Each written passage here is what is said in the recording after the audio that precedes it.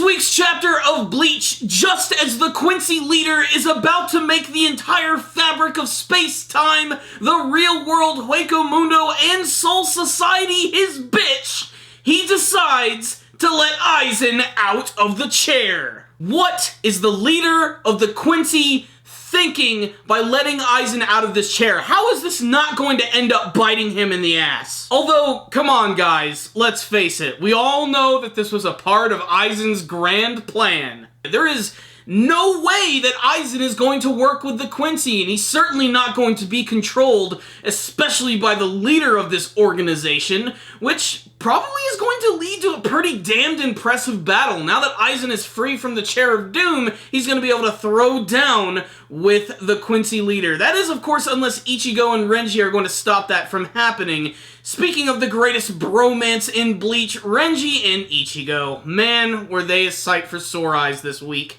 Apparently, before Renji actually even met Ichigo, Renji and Rukia's relationship was completely strained, but somehow Ichigo has managed to bring them even closer together. And it is for this reason that Renji is pushing Ichigo to his very limits. That and the fact that if he doesn't do anything anytime soon, Quincy leader's gonna make everybody his bitch. So what's the rundown on this week's chapter of Bleach? What more can I say? Aizen is back, he's just as fabulous and ridiculous as ever, and now that he's side by side with the Quincy leader, who knows what the hell is going to happen.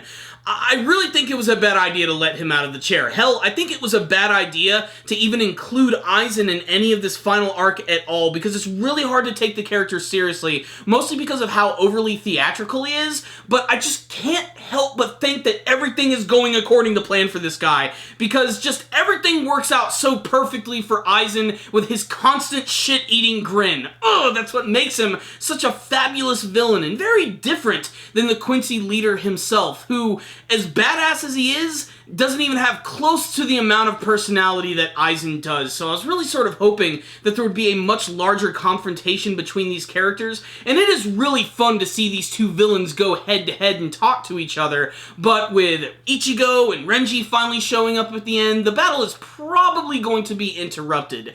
There are some other pretty cool details about this chapter as well. We got to see Ryuken and frickin' Isshin finally show up, with Ryuken presenting his son with this super-powered arrow of doom. Basically, it's going to be one of our big MacGuffins for the finale of this big battle, and I'm sure it's going to come with a big flashy attack, which I think is going to be really awesome. But this chapter right here was just all about that scene with Aizen getting out of the chair, just exploding with power.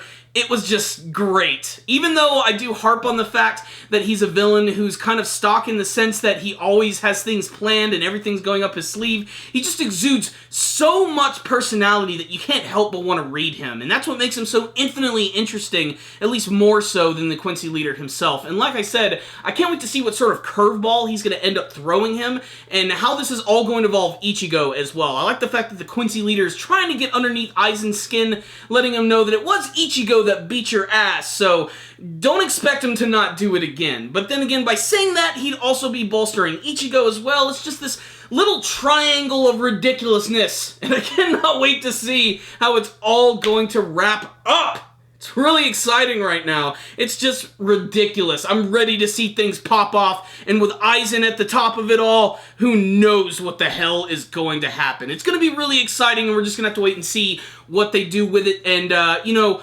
I said in the last couple of reviews that it might be wrapping up in 5 chapters. That actually, I don't know if it's been officially confirmed that's how many chapters are left, but if that's the case, woo! We have barely any time to get through any of this, and I can't wait to see what they're going to deliver in the last couple chapters of the final arc of the Bleach series. I'm gonna give this chapter right here a frickin' 4 out of 5. There were some moments that I think went on a little too long. All the funny moments with Rukia, Renji, and Ichigo and everything. I mean, it is necessary, and it is a nice moment.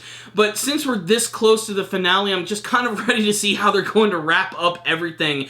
And seeing as how Renji's going to be involved in the battle as well is awesome. The only thing that really kind of got under my skin about this chapter was the fact that Ichigo's sword is starting to crack again. Just, what the hell, man? Can't this guy just catch a freaking break? He's the main character of the series. Why does he always have to have his ass smacked by everyone so much until that absolute last second when he just dominates? I wanted to see more of a progression in this battle, and I'm not quite sure what they're going to do with it from now, but it's just, we're gonna have to see. It's all a mystery, it's all speculation. 4 out of 5 from me. Check it out, Bleach fans. You might see something you like. If any of you did read this chapter, make sure to tell me what you thought about it in the comment section below. What did you think of the grand return of Aizen? Is he going to have a big confrontation with the Quincy leader? Is that going to be interrupted by Ichigo? What do you want to see from the last couple chapters of Bleach? Make sure to tell me in the comment section below. You guys are awesome! Thank you for watching this review. I really appreciate it. Make sure to subscribe to the channel, share this video with your friends, comment on it, and you know the rest.